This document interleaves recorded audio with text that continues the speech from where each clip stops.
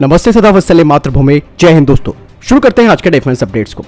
दोस्तों जैसे कि आप सभी को मालूम है कि अभी हाल ही में हिंदुस्तान एरोनॉटिक्स लिमिटेड ने फ्रांस की सैफरान के साथ हेलीकॉप्टर इंजन को लेकर एक एमओयू पर साइन किया था, जिसको लेकर ये कहा जा रहा है कि अब ये जो जॉइंट वेंचर है वो करीबन $1 बिलियन की आय को अर्जित करेगा अगले 5 सालों में। यही नहीं, इस जॉइंट वेंचर फैसिलिटी में करीबन 150 इंजन हर साल बनाए जाएंगे। इसके अलावा सैफरान और HAL दोनों मिलकर और कई नए तरीके के उत्पादों का निर्माण करेंगे इस जॉइंट वेंचर में। रक्षा अधिग्रहण परिषद ने आज कई महत्वपूर्ण फैसले लिए हैं, जिसके तहत भारतीय सेना के लिए एक कम्युनिकेशन सैटेलाइट उपलब्ध कराया जाएगा, जिसकी कुल कीमत है 4,600 करोड़ रुपए। इसके अलावा भारतीय सेना के जवानों के पास मौजूद SIG 716 राइफल्स के लिए करीबन 30,000 नाइट साइट्स उपलब्ध कराई जाएंगी, जिनकी कुल अनुमानित लागत है 1,400 करोड़ रुपए की। इसके अलावा भारतीय सेना के लिए लाइट व्हीकल्स भी उपलब्ध कराए जाएंगे, जिनकी कुल लागत आएगी 760 करोड़ रुपए की।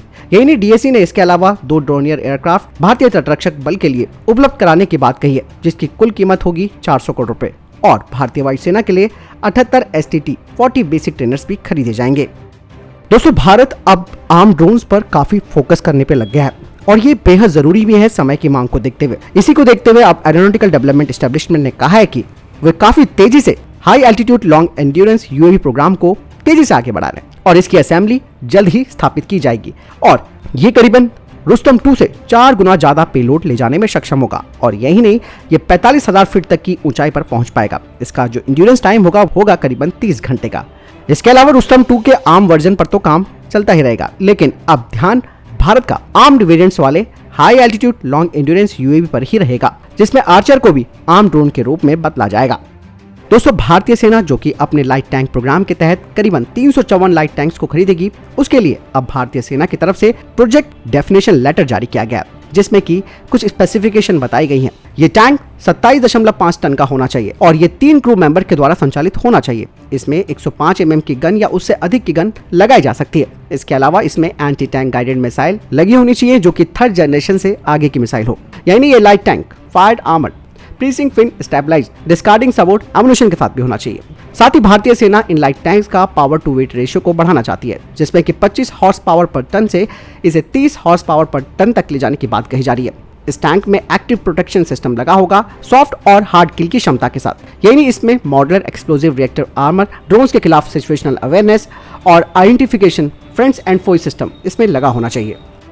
दोस्तों भारत अपने करीबन 200 फाइटर जेट्स को सुपर सुखोई में बदलना चाहता है। ऐसे में अब ये बात कही जा रही है कि सुखोई 30 को जो सुपर सुखोई प्रोग्राम के तहत बदला जाना है, इनमें भारत के द्वारा निर्मित कंपोनेंट्स लगे होने चाहिए, जिसमें कि radar, foot glass cockpit, flight control computers आदि।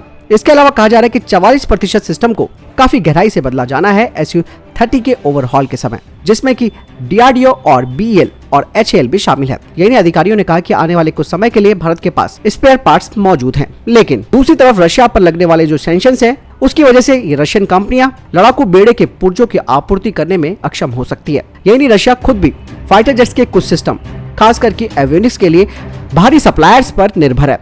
दोस्तों भारतीय लड़ाकू बेड़ों के लिए रूस से भारत हर साल पुर्जों की आपूर्ति के लिए सालाना 6,000 करोड़ रुपए खर्च करता है। तो दोस्तों ये थे अभी तक के टॉप डिफेंस और स्पेस अपडेट। वीडियो के संबंध में कोई प्रश्न जवाब है, आपको कोई सवाल है, कमेंट सेक्शन में लिखकर जरूर पूछ सकते हैं। मिलता है वीडियो के साथ, चैनल सब्सक्राइब करना ना भूलिएगा। जय हिंद, वंदे मातरम।